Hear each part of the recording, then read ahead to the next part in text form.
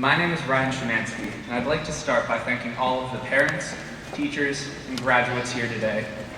We can all savor this moment. Though it means something different to each one of us, it is at this point that we begin to ask ourselves, what's next?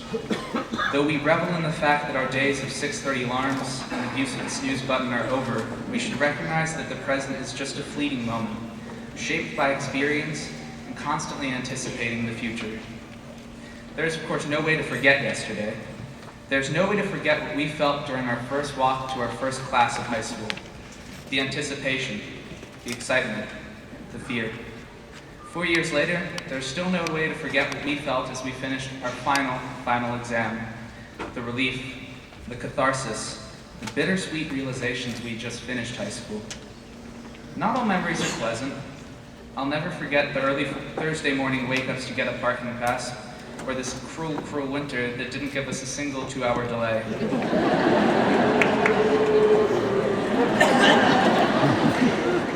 But there's no way to forget everything that made us smile either.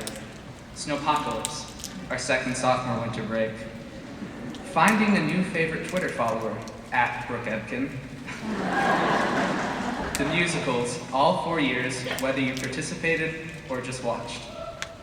Taking a medal home after a regatta, tucking it under my shirt so I don't look too full of myself, but leaving just enough of the ribbon out for others to notice. Walking into every football game in the bitter cold or pouring rain, ready to cheer on our team or just talk to friends. And so today we should recognize what we've done. We should recognize that though our stories are singular, our destiny is shared. We should recognize that we owe it to the world to contribute what we can. That we owe it to the world to make every Tuesday more than Spicy Chicken Tuesday.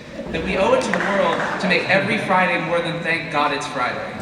Students in this room will run the races, sing the songs, paint the portraits, cure the cancers, and write the literature of tomorrow because we can and must and will take advantage of every experience that we carry here with us today. We have always kept an eye on the future. We've watched 12 years of next years, of next semesters, of next months and next weeks fly by, and still we anticipate what's next. Such is our near constant focus on tomorrow, a focus which forces us to push harder, reach higher, and realize that there is no limit to what we can achieve. And so I'd like to end with how I began, with a thank you. A thank you to every parent here for all you've done over the last 18 years. You've packed our lunches and you've made our dinners. You've helped us study, and then you helped us learn how to do it without you. You put Band-Aids on our knees when we fell, and in my case left the splinters in, and then pushed us to get back up. Each one of us loves you unconditionally, and still will no matter where we go next year. As a side note, Mom, love can't only be measured in phone calls and emails. In other words, if you don't hear from me every night, or even every few nights, wait a while before calling in an Amber Alert. Every teacher also deserves our gratitude. We have all had teachers we've loved, teachers we've respected, and teachers we didn't get along with.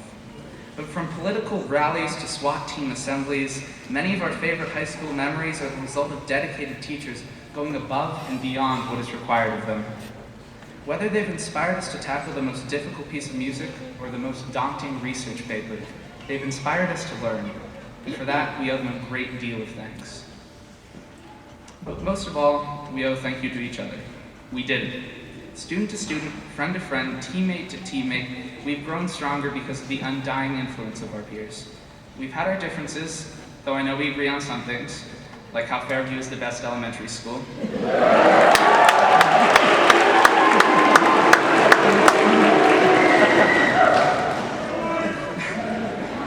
We all pushed, pulled, and prodded each other to reach this point, learning along the way. We've learned to be competitive and conciliatory, to be modest and confident. We've learned to work hard and to enjoy life. We've learned that success may be intangible, but just being a good person is the closest thing to it.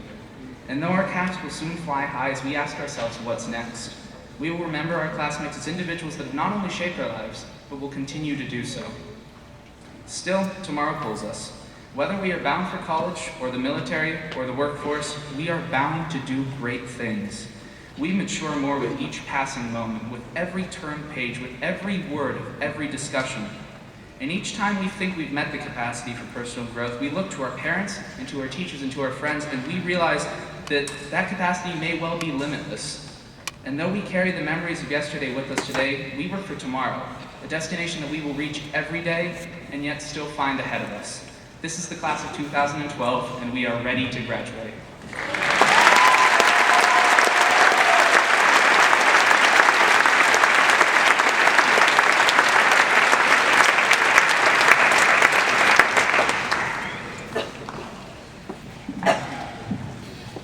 Hello, class of 2012, and to your family.